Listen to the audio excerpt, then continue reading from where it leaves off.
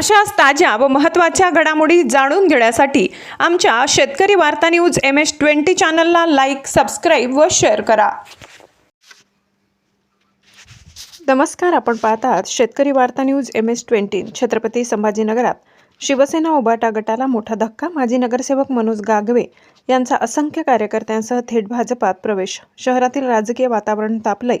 निवडणुकीच्या पार्श्वभूमीवर हा प्रवेश भाजपासाठी मोठी ताकद तर शिवसेनेसाठी चिंतेची घंटा मानली जाते।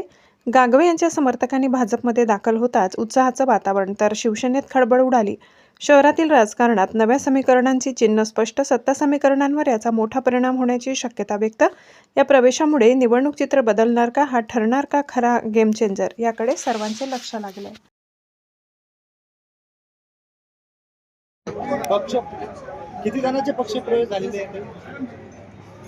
आज इथे आपले नगरसेवक मान्य मनोज गांगवे त्यांचा आणि त्यांच्या सर्व सहकाऱ्यांचा आज त्यांनी भारतीय जनता पार्टीमध्ये प्रवेश केलेला आहे। आणि भारतीय जनता पार्टीची ही विचारधारा आणि सर्वसामान्य जनतेची सेवा आणि या विचारधारेमुळे आज त्यांनी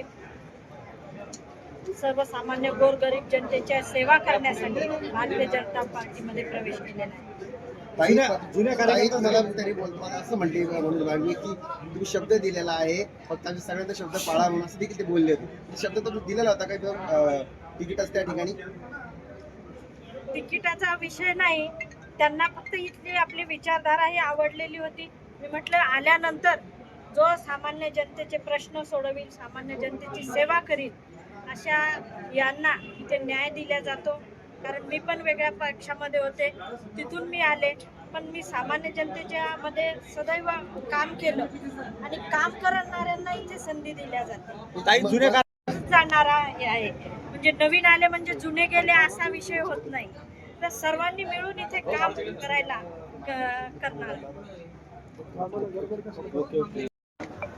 रशीद मामूचा ज्यानं धार्मिक दंगलीमध्ये सर्व जाती धर्मामध्ये दंगली घडवण्याचं काम केलं, अशा माजी महापौर रशीद मामूचा प्रवेश आणि इकडे हिंदुत्वाचा झंझावत असणारा मनोज गांगवे याचा प्रवेश, याच्याहून कळून घ्या भारतीय जनता पार्टीने महाराष्ट्रामध्ये सर्व प्रकारे विश्वासार्हता जिंकलेली आहे। एक सांस्कृतिक धारवारला धरून हा प्रवेश होतोय। निश्चितपणे मनोज गांगवेचा आम्ही मोठ्या प्रमाणावर स्वागत केलेलं आहे। पण आपण आता भाषणामध्ये बोलले किंवा जो जुना कार्यकर्ता आहे त्याचा पण सन्मान व्हायला पाहिजे।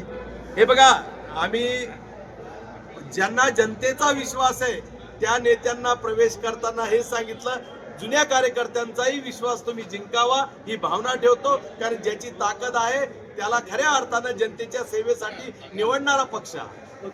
बघून तुम्ही प्रवेश केलाय आज। खऱ्या अर्थाने एक विकसित भारताचा संकल्प घेऊन जाणारा पक्ष म्हणजे भारतीय जनता पार्टी पक्ष आहे। आणि विकासाच्या मुद्द्यावर आज बघितलं आपण की प्रभाग मोठा झाला आहे, प्रभागातले विकास कामं व्हावं या दृष्टीने आज मी भारतीय जनता पार्टीमध्ये प्रवेश करत आहे आणि प्रवेश माझा झाला आहे। खऱ्या अर्थाने आम्ही जी हिंदुत्वाची विचारधारा घेऊन पहिल्यापासून चाललो होतो, आज पुन्हा त्या प्रवाहात मी परत आलेलो आहे, याचा मला आनंद आहे। तुमच्या म्हणजे किती कार्यकर्त्यांनी आता प्रवेश केला आहे तुमच्यासोबत? आमच्यासोबत असंख्य शेकडो कार्यकर्त्यांनी या भागातल्या सगळ्यांनी प्रवेश केलेला आहे। अजून हळूहळू सगळे करतील। इकडनं काही तुम्हाला काही असं भेटलं का आश्वासन? काही आश्वासन असं काही भेटलेलं नाही, आश्वासनाचा काही विषय नाही। मी आश्वासन घेऊन सुद्धा आलेलो नाहीये, परंतु मी अगोदरही सांगितलं की मी याआधी महायुतीच्या परिवारातून निवडून आलो होतो आणि आजही मी महायुतीच्या परिवारात परत आलो आहे, याचा मला मनस्वी आनंद आहे।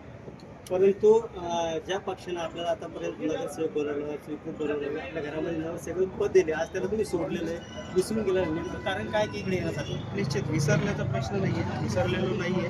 पक्षाने भरपूर दिलं, पक्षाबद्दल मी कधी बोलणार नाही। आजही तुम्ही बघितलं की मी हिंदुत्व सम्राट माननीय बाळासाहेब ठाकरे यांचं नाव घेऊनच भाषणाची सुरुवात केली आहे। पक्षाने खूप दिलं, पक्षाला नाही विसरू शकत।